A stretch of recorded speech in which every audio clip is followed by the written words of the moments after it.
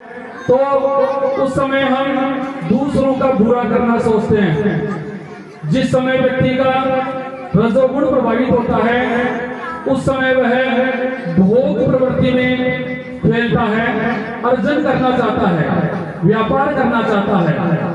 जो भी व्यापारी हैं वे सभी रजोगुणी होते हैं। रजोगुण से प्रेरित होने के कारण से ही वो धन आदि इकट्ठा कर सकते हैं। तीसरा तमोगुणी। तमोगुण जो है वह पाप, दुराचार, जितने भी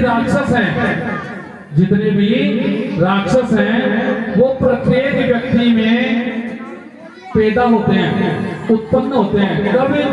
जब व्यक्ति का तमोगुणी स्वभाव होता है, शुंभ निशुंभ मधु कैटभ चंड मुंड, इन सब की उत्पत्ति हमारे ही मानस पटल पर है। यह कोई आकाशीय लड़ाई नहीं है। यह लड़ाई प्रत्येक मनुष्य के भीतर प्रतिपल चल रही होती है। हम हमारे ही गुणों से, हमारे ही अवगुणों से लड़ते हैं। जैसे आप प्रत्यक्ष में देखें, कई बार हमारे मन में किसी के अहित करने का विचार आता है, लेकिन थोड़ी ही देर बाद में हम सोचते हैं कि ये गलत है।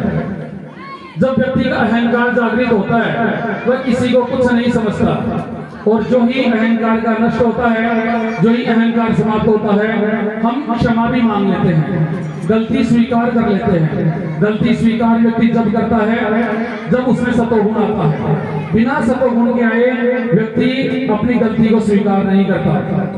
और यह जो दुर्गा सप्तशती का जो प्रथम चरित्र है वो दो व्यक्तियों से प्रारंभ होता है।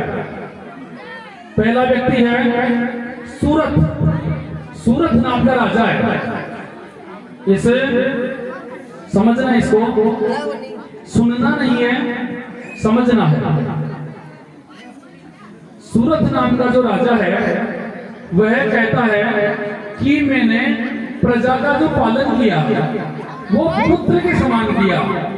सूरत नाम के राजा ने प्रजा को पुत्र के समान माना, लेकिन पास के ही दूसरे राज्य के राजा ने सूरत नाम के राजा के राज्य पर आक्रमण कर दिया और उस युद्ध में वह पराजित होने लगा।